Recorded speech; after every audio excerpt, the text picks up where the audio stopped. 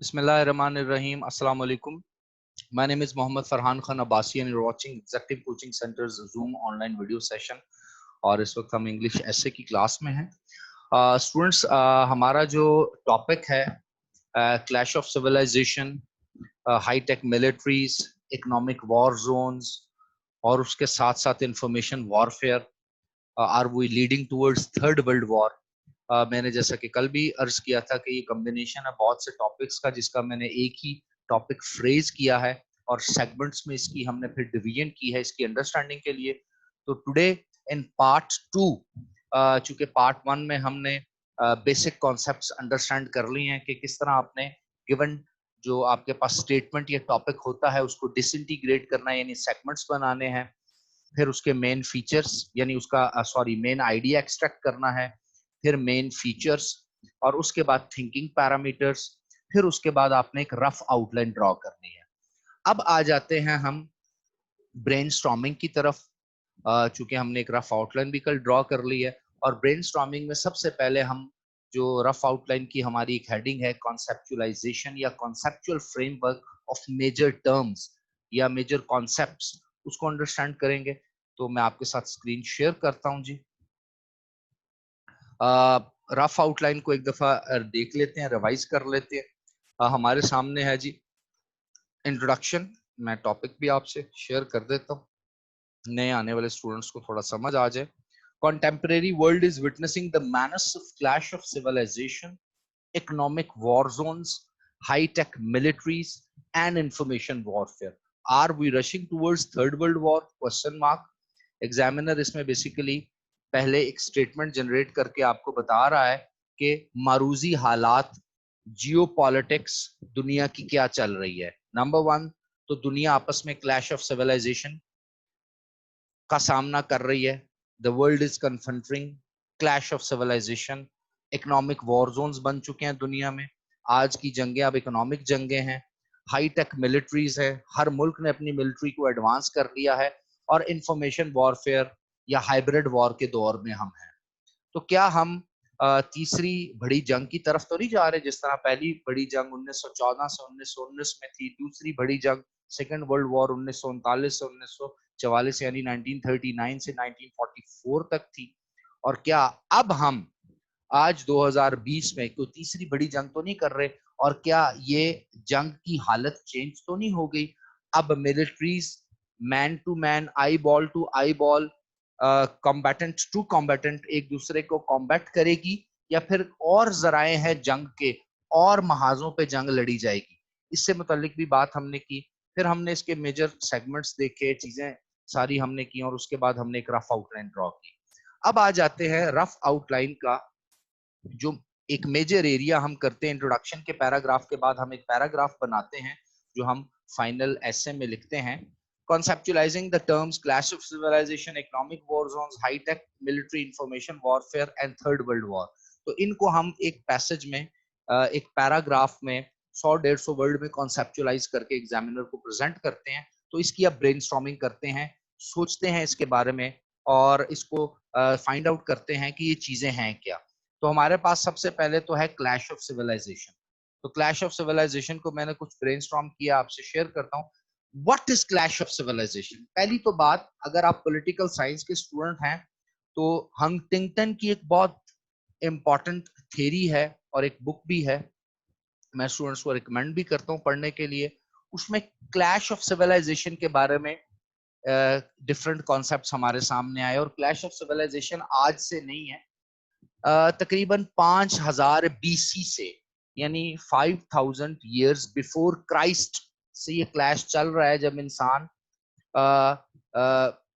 पैलियोलिटिक दौर में था. अगर आप हिस्ट्री के स्टूडेंट हैं तो आपको इस बात का इल्म होना चाहिए कि जो मैन मेड हिस्ट्री है वो इंसान ने, जो इंसान की तारीख इंसान ने खुद लिखी है, उसके अकॉर्डिंगली तारीख या इंसान की पैदाइश से लेके अब तक के वक्त के 3 हिस्से हैं. एक हिस्सा है पैलियोलिथिक, जिसको बिफोर स्टोन एज का एक एरा कहा जाता है. उसके बाद एक हिस्सा है जिसको मेसोलिथिक कहा जाता है, ये मिडिल एरिया आता है. और एक हिस्सा है तारीख का जिसको न्यूलिथिक कहा जाता है. ये तकरीबन 3500 BC से लेके आज तक के दौर को कहा जाता है। इसकी भी फिर फर्दर डिवीजन है। तो अगर हम देखें तो 30,000 साल कबले मसीह से इंसान की तारीख है, जिसको हम पेलियोलिथिक कहते हैं। उसमें से भी पहले 25,000 साल के बारे में कोई खास इंफॉर्मेशन नहीं है, लेकिन 5,000 साल BC से पहले की या वहां तक की जो इंसानी तारीख में हमारे पास इंफॉर्मेशन है, उसके अकॉर्डिंगली कहा जाता है कि जो छोटे छोटे कबीले थे वो भी क्लैश का शिकार होते थे, और उनके क्लैश की रीजंस थोड़ी डिफरेंट थी। उसके बाद में आने वाले अदवार में कौमों के क्लैश की जो रीजंस थी डिफरेंट थी। फिर आबादी बढ़ना शुरू हो गई, इंसान डेवलपमेंट हो गया, इंसान ने लिखना शुरू कर दिया, ट्रेड होना शुरू हो गई, दुनिया की बड़ी कौमें सामने आना शुरू हो गई, जिसमें यूआर सिटी, मेसोपोटामिया, सुमेरियंस एक बहुत बड़ी आपको कौम नजर आती है, जो यूआर सिटी मेसोपोटामिया में रहते थे। इसी तरह चाइनीज डायनेस्टी, हैंग डायनेस्टी आपको नजर आती है। उसके साथ साथ आपको इजिप्टियन डायनेस्टी नजर आती है, इजिप्ट की एक तारीख आपको नजर आती है। फिर आप जब लेटर स्टेजेस, बाद की स्टेजेस में आते हैं, जिसको इस्लाम में हजरत नूह अलैहिस्सलाम की जो सैलाब का दौर था, और उसके बाद जो हजरत नूह अलैहिस्सलाम की किश्ती माउंट जॉडी पर जाकर रुकी, उसके बाद का दौर कहते हैं, जिसमें हाम, ताम, याफीस की औलाद है।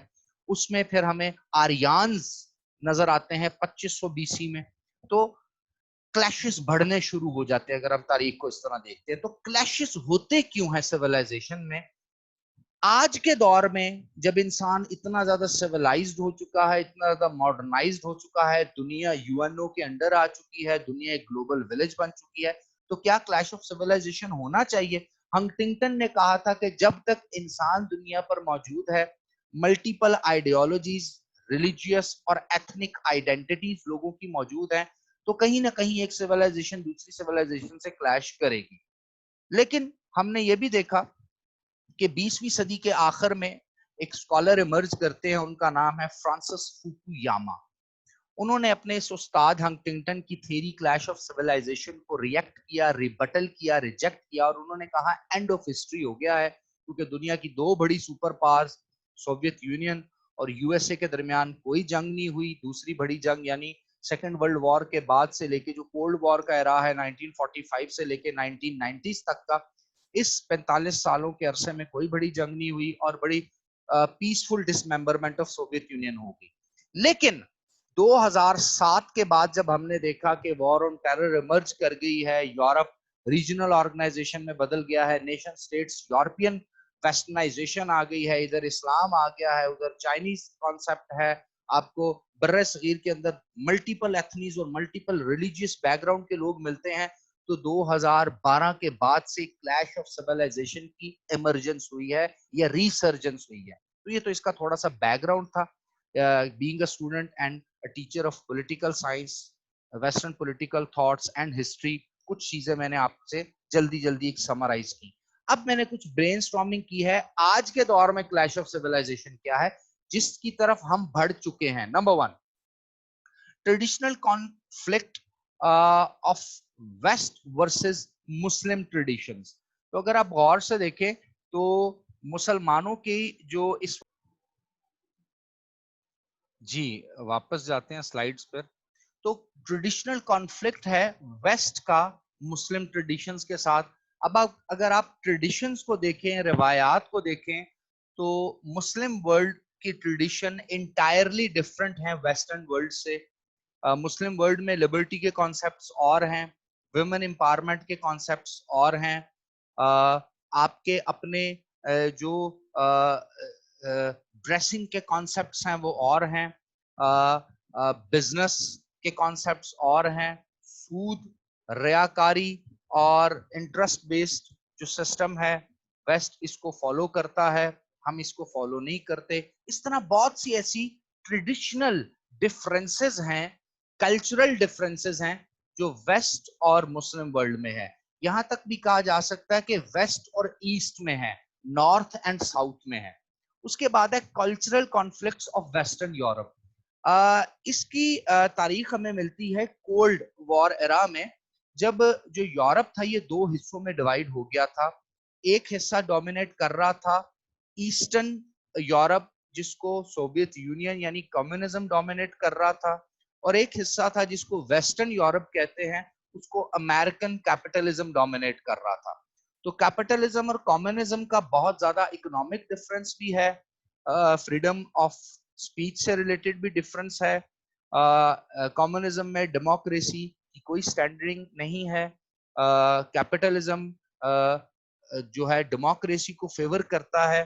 اسی طرح کنٹرولڈ اکانومی ہے کمیونزم میں, اور کیپٹلزم میں فری اکانومی ہے, لبرٹی ہے, اکامولیشن آف ویلتھ کی کوئی لمٹ نہیں ہے, پراپرٹی آنرشپ کے بہت زیادہ رائٹس ہیں, فریڈم آف سپیچ ہے, انڈیپینڈنس ہے, فردی آزادی ہے, اور بہت سی چیزیں ہیں جو کہ کمیونزم میں نہیں تھی. تو اس 45-50 سالوں میں جب تک سوویت یونین ڈس انٹیگریٹ نہیں ہوا کولڈ وار میں, تو جو یورپ تھا یہ بھی بہت زیادہ ڈیوائیڈ ہو گیا. اور اس کی ایک اور ریزن یہ تھی کہ یورپ میں 1924 سے پہلے جو امپورٹنٹ امپیریل پارس تھیں اس میں یو کے یعنی یونائٹڈ کنگڈم اور فرانس کی بہت سی جنگیں تھیں.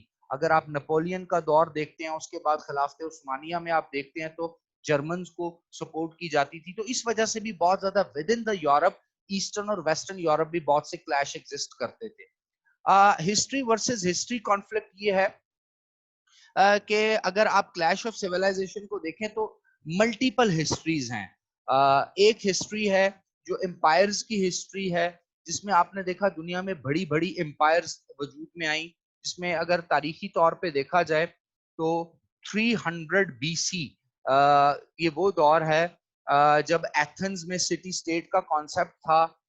سوکریٹیز ورلڈ آرڈر آپ کو نظر آتا ہے, یعنی سوکریٹک فلسفی وہاں ایمرج کر رہی تھی, پلیٹونک فلسفی ایمرج کر رہی تھی, اور وہاں پر گریٹ اسکالرز ایمرج کر رہے تھے. دوسری طرف ساتھ ساتھ اگر آپ ایتھنز یعنی گریس کے ایسٹ میں دیکھیں تو پرشین امپائر تھی, بہت بڑی امپائر تھی, اور پرشین امپائر کا کم و بیش کو 30 سے 40 ملکوں کے اوپر حکومت تھی. اس کے بعد میزوپوٹیمیا سے فلپ II کا بیٹا الیگزینڈر دی گریٹ آتا ہے, وہ ایتھنز کو بھی فتح کر لیتا ہے, سبجوگیٹ کر لیتا ہے, گریس کے بہت سے ایریاز کو کر لیتا ہے, اسپارٹا کو کر لیتا ہے, اور پھر ایسٹرن ایریاز کی طرف آتا ہے اور کافی حد تک پرشین امپائر کو کنٹرول کر لیتا ہے. جو کہ اس کی چونکہ جو فتوحات ہے وہ تو بہت زیادہ ہے, لیکن اس کے پاس اتنی ایج نہیں تھی, وہ جلدی دنیا سے چلا جاتا ہے. تو پھر رومنز جو ہیں یہ ایمرج کرتے ہیں, اور پھر رومن امپائر سامنے آتی ہے. رومن کا ٹف ٹائم تب شروع ہوتا ہے جب نبی پاک صلی اللہ علیہ وآلہ وسلم کی بعثت مبارک ہوتی ہے, اسلام آتا ہے اور مسلمان جہاد کے لیے نکلتے ہیں, تو پرشین اور رومن امپائر کو گرا دیتے ہیں, تو ایک اسلامک ورلڈ آرڈر آتا ہے. ایک تو یہ ہسٹری ہے. ایک ہسٹری ہے جو کلچرز کی ہسٹری ہے, سیولائزیشن کی ہسٹری ہے. اب جو کلچر اور سیولائزیشن کی ہسٹری ہے وہ ہمیں یہ بتاتی ہے کہ جو ڈومیننٹ پار رہی ہے, جس کے پاس حکومت رہی ہے, جس کے پاس فوجی طاقت رہی ہے, جس کے پاس وسائل کا کنٹرول رہا ہے, اس نے اپنے کلچر کو کسی نہ کسی صورت امپوز کرنے کی کوشش کی ہے. اور ایک بہت بڑے اسکالر ہیں جو 430 BC میں ایک تھیری انہوں نے دی تھی, پاور ٹرانزیشن تھیری, جس کو بعد میں ریئلسٹ ورلڈ میں بڑا سمجھا جاتا ہے, اور ریئلزم کی بیس اس کو کہا جاتا ہے. وہ تھے تھوسیڈائیڈس. ان کا بھی یہی کانسیپٹ تھا کہ جس کے پاس پار ہوتی ہے وہ اپنے کلچر کو کسی نہ کسی طرح انفورس کرنے کی کوشش کرتا ہے. تو اگر ہسٹری ورسز ہسٹری کی ڈیبیٹ کو بھی اگر ہم اس طریقے سے دیکھتے ہیں تو ملٹیپل وے سے ہسٹری کو جب انڈرسٹینڈ کیا جاتا ہے تو clash of civilisation associated with پار پالیٹکس. اور آج بھی آپ دیکھ لیں بر صغیر کے اندر 90 سال کے قریب انگریز نے حکومت کی, تو اپنا کلچر دے کے چلا گیا, اپنی ڈریسنگ دے کے چلا گیا, اپنی انگریزی کی زبان دے کے چلا گیا, اپنا ویسٹرن کلچر اور سیولائزیشنل ٹرینڈ دے کے چلا گیا. اگر اس سے پیچھے آتے ہیں تو جب مغل یہاں پر آتے ہیں تو وہ اپنا کلچر ہندوستان میں یعنی بر صغیر میں انٹروڈیوس کر دیتے ہیں. اس سے پہلے غوری غزنی کا دور اگر آپ دیکھیں, یا سلیو ڈائنیسٹی کا آپ دور دیکھیں, قطب الدین ایبک کا دور دیکھ لیں, اس کے بعد بلبن کا التتمش کا دور دیکھ لیں, اس کے بعد آپ تغلق ڈائنیسٹی کو دیکھ لیں, اس کے بعد خلجی ڈائنیسٹی کو دیکھ لیں, لودھی ڈائنیسٹی کو دیکھ لیں, تو یہ جو پاور میں رہتا ہے وہ اپنا سسٹم اسٹیبلش کرتا ہے. اب آج کی سیولائزڈ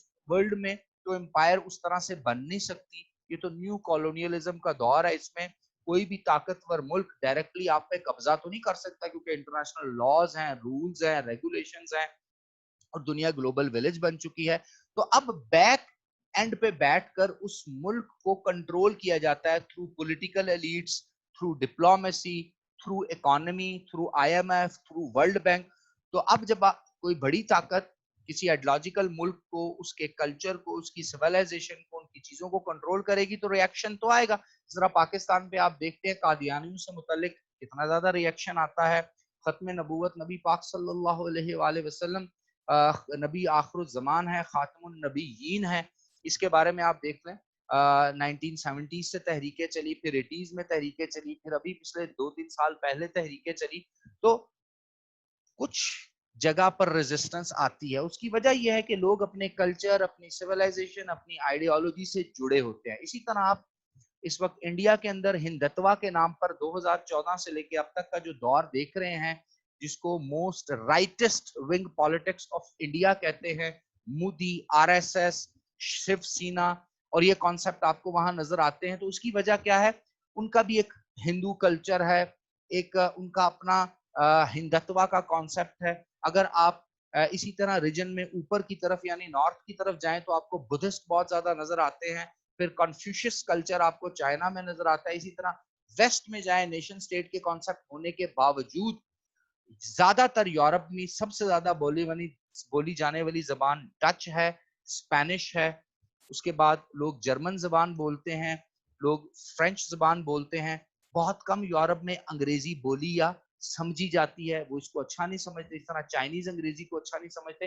تو آپ یہ چیزیں اگر دیکھتے ہیں تو یہ ایگزسٹ کرتی ہیں. Western ideals versus Asian ideals یا ایسٹرن آئیڈیلز بھی آپ کہہ سکتے ہیں. ایک بہت بڑی ڈیبیٹ ہے کہ ایک آئیڈیلز جو ہیں وہ ویسٹ میں ہیں اور ایک ہیں ایسٹ میں. تو جو ایسٹرن آئیڈیلز ہیں کیا وہ وہی ہیں جو ویسٹ کے ہیں؟ کوشش تو میڈیا کی طرف سے بہت زیادہ کی گئی کہ جو امریکن آئیڈیلز ہیں اس کو ایسٹرن آئیڈیلز بنایا جائے, بٹ انفارچونیٹلی لوگ اپنے ٹریڈیشن, اپنے آئیڈیلز, اپنے کلچر, اپنے ہیروز کو انہی کو مانتے ہیں جو ان میں سے ہوں. تو یہ بھی ایک ایسا کلیش ہے جو چل رہا ہے. پھر ایتھنک اور لنگول ڈویژن ہے, ہر شخص, ہر قوم اپنی اپنی ایتھنیسٹی اور اپنی لینگویج کو فالو کرتے ہیں. Conflicts, wars, disagreements about literature, culture and tradition, اس کی بہت سی مثالیں آپ کو مل جائیں گی. 2001 سے لے کے 2020 ان 20 سالوں میں وار آن ٹیرر کے دوران ہی پاکستان میں 2 قسم کے نیریٹو پائے جاتے ہیں, آج بھی پایا جاتا ہے. میرا اپنا نیریٹو یہ ہے کہ وہ افغان مجاہدین جو افغانستان میں امریکن انٹرونشن کے اگینسٹ ایفرٹ کر رہے ہیں وہ مجاہدین ہیں, وہ اپنے ملک کی حفاظت کر رہے ہیں. اسی طرح پاکستان میں ایک دور تھا جب تک کہ طالبانائزیشن, القاعدہ اور اس طرح کے جو ریٹرک تھے, اس طرح کی جو چیزیں تھیں, اس کو ہمارے ادارے بھی آن کرتے تھے. ریسنٹلی ابھی 1 ہفتہ پہلے پرائم منسٹر عمران خان نے اسامہ بن لادن کو شہید کہا ہے پارلیمنٹ میں, اور اس کے پیچھے ایک کمپلیٹ فلسفی ہے. اور کمپلیٹ فلسفی obviously یہی بات ہے کہ اس کو پاکستان کو بغیر بتائے ایک اٹیمپٹ کی گئی, وہ ایک کاز کے لیے کام کر رہا تھا. اس نے پاکستان میں کوئی خود پیش حملہ آج تک نہیں کیا تھا, پاکستان کے خلاف وہ کوئی پاکستان کے سرزمین کو ڈائریکٹلی کوئی نقصان نہیں پہنچایا. اور بہت سی باتیں اور آرگومنٹ اس پہ آتی ہیں. اور ایک اور آرگومنٹ بھی آتا ہے کہ جب میڈیا سٹرونگ ہوتا ہے, اپوزیشن سٹرونگ ہوتی ہے, طاقتور لوگ کسی کو سوئنگ کر کے, سپن کر کے, خبر کو موڑ توڑ کے کسی کو بھی برا پریزنٹ کر دیتے ہیں, لیکن دہائیوں یا کچھ عرصے کے بعد اصل حقیقت سامنے آتی ہے.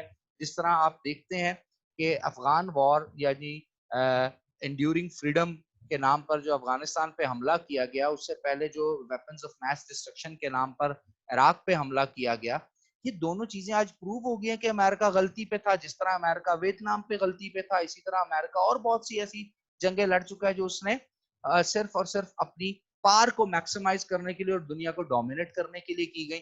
تو یہ پھر جب چیز ری جنریٹ ہوتی ہے, جب قوموں کو سوچنے کا موقع ملتا ہے, قوموں کو یہ لگتا ہے کہ ان کی اپنی آئیڈینٹی، اپنی آئیڈیالوجی، اپنے کلچر، اپنی سویلائزیشن، اپنا وے آف لائف ڈیمیج کیا جا رہا ہے ڈائریکٹلی یا انڈائریکٹلی، تو اس کے خلاف آواز اٹھتی ہے اور یہیں سے بیج بویا جاتا ہے دوبارہ کلیش آف سویلائزیشن کا.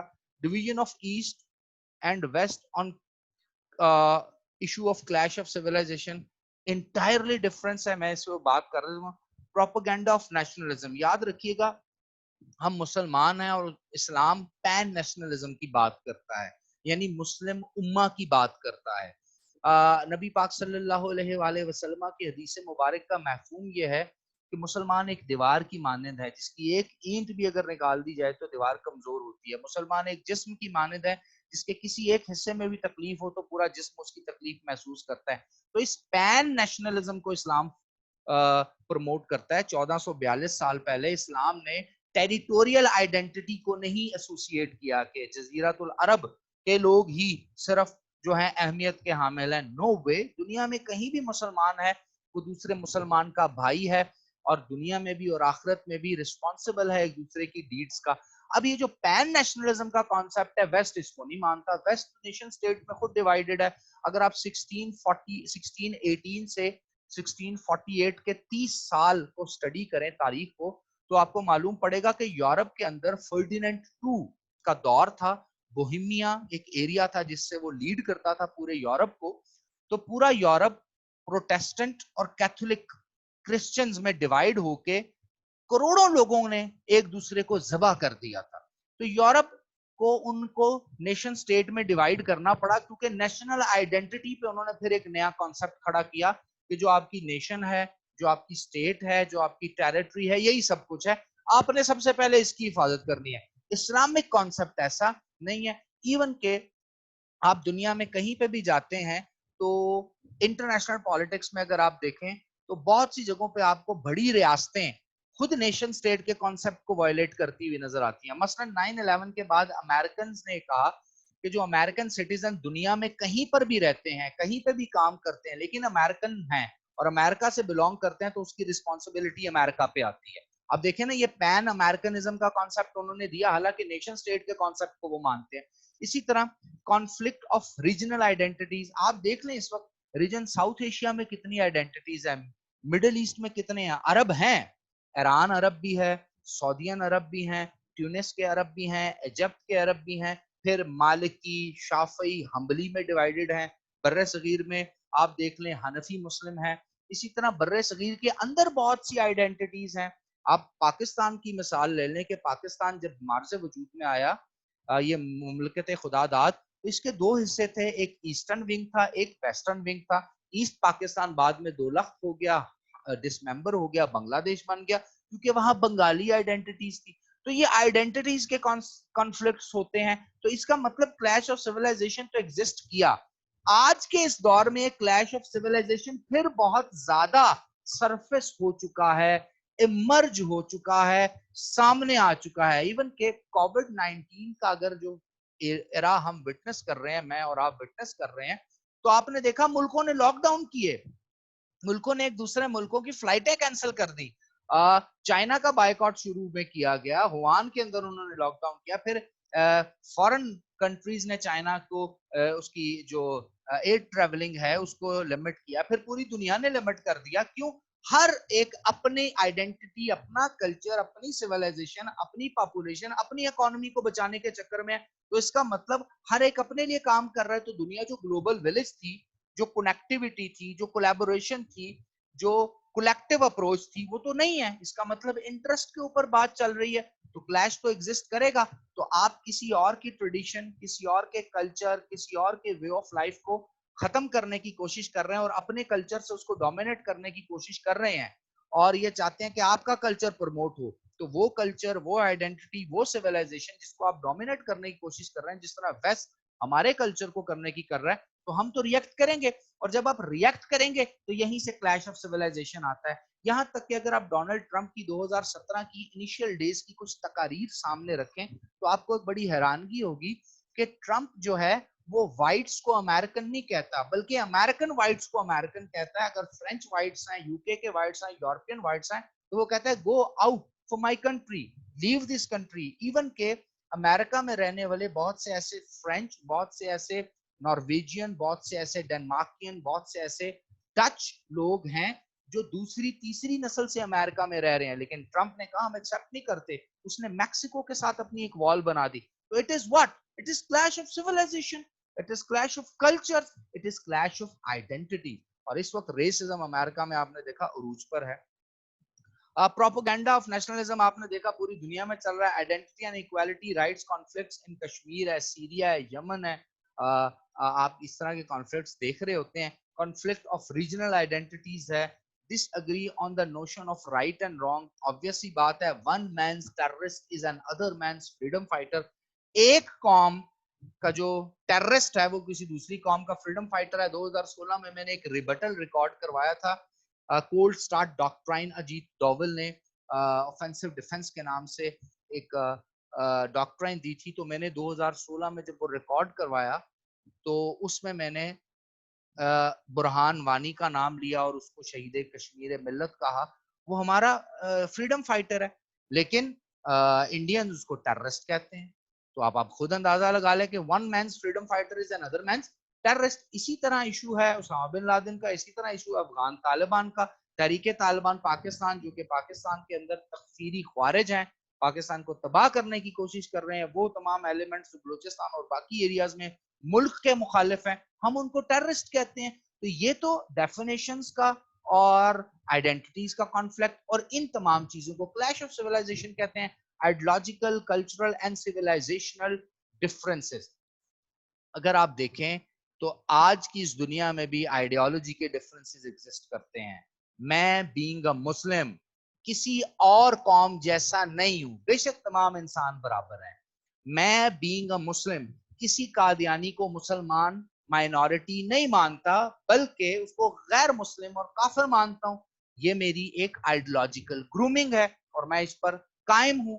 ये है वो डिफरेंसेस जो कि ऑलरेडी मेरे और आपके अंदर मौजूद हैं। और यही डिफरेंसेस अगर आप किसी हिंदू से पूछें तो उसकी अपनी है। आप अभी चाइना के साथ कितने बेहतरीन रिलेशनशिप हैं, आप चाइना को अपना भाई कहते हैं, अपना बेस्ट स्ट्रेटेजिक पार्टनर कहते हैं, इकोनॉमिक पार्टनर कहते हैं, but the definition of a brotherhood international relation में तो आप उसके साथ अच्छे टर्म्स बना सकते हैं, बट चाइनीज आर एथिस्ट्स, वो तो खुदा के कॉन्सेप्ट और एग्जिस्टेंस को भी नहीं मानते। तो बाय दिस डेफिनेशन मुझ में और में बहुत फर्क है। तो ये वो चीजें हैं जो कि इमर्ज कर चुकी हैं आज की इस दुनिया में, और ये वो क्लैश ऑफ सिविलाइजेशन है जो हमें थर्ड वर्ल्ड वॉर की तरफ लेके जाएगा। कैसे लेके जाएगा, इंशाअल्लाह ताला नेक्स्ट लेक्चर में इसके ऊपर हम डिटेल में डिस्कशन भी करेंगे। और आज हमने चूंकि कॉन्सेप्ट अंडरस्टैंड किया क्लैश ऑफ सिविलाइजेशन, मैंने हिस्ट्री के बारे में थोड़ा आपको बताया, और उसके साथ साथ मैंने आपको बताया कि ये कॉन्सेप्ट है क्या और क्यों जब क्लैशेस आज के इस ग्लोबलाइज्ड विलेज में इतने ज्यादा बढ़ गए हैं तो रीजंस कैसे आती हैं जंग की। अगर आप पहली और दूसरी जंग अजीम को देखें तो तब भी जो पहला क्राइसिस था वो आइडेंटिटी और ट्रेडिशन और सिविलाइजेशनल क्राइसिस था। आप अगर पहली दफा जंग की मुहर्रकात देखें तो क्यों पहली जंग अजीम होती है, उसमें भी आप जर्मनी को इनर ब्लॉक को देखते हैं एक्सटर्नल ब्लॉक के साथ, तो वहां पर भी इकोनॉमिक, सिविलाइजेशनल और लिंगुअल डिफरेंसेस बहुत ज्यादा थे। सेकेंड वर्ल्ड वॉर में भी अगर आप देखें तो नाजीज अपने आप को बेस्ट पीपल ऑन अर्थ मानते हैं, वो अपने आप को बेहतरीन मार्शल रेस मानते हैं, बाकी सबको अपने से इंफीरियर मानते हैं। जर्मन्स अपने आप को बेहतरीन समझते हैं, और ये वो एक ऐसे आइडियोलॉजिकल और आइडेंटिटी का कॉन्सेप्ट था जिसकी वजह से हिटलर ने मैस मोबिलाइजेशन की और एक बहुत बड़ी जंग में कूद गया।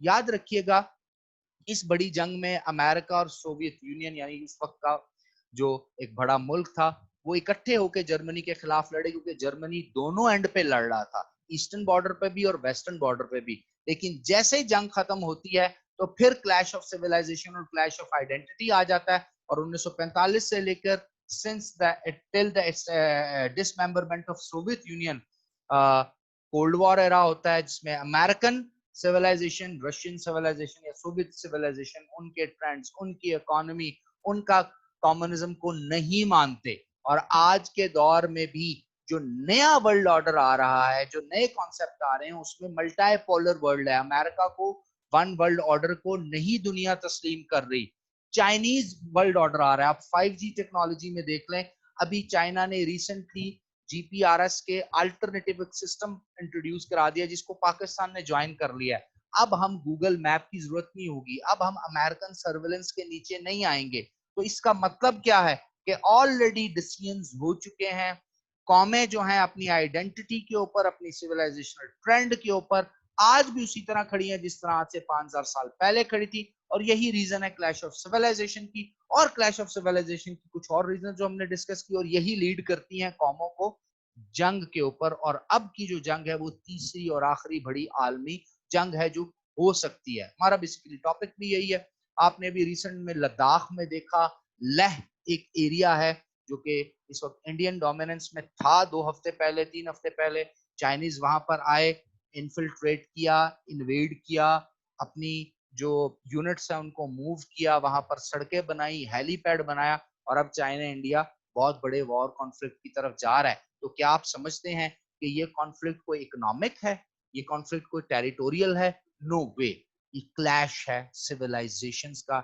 एक सिविलाइजेशन जो अपने आप को आपसे बेहतर समझती है वो आप पे हमला करती है, वो आपके कल्चर को, आपकी जबान को, आपके वे ऑफ लाइफ को डोमिनेट करने की कोशिश करती है। और ऐसा मीडिया के थ्रू पिछले 20 साल में किया गया, ऐसा मीडिया के प्रोपेगेंडा के थ्रू इस्लामोफोबिया के नाम पे इस्लाम के साथ किया गया। तो बहुत सी चीजें इंशाल्लाह डिबेट और बहस हम करेंगे कल के लेक्चर में। Wish you best of luck. Thank you very much. Allah Hafiz.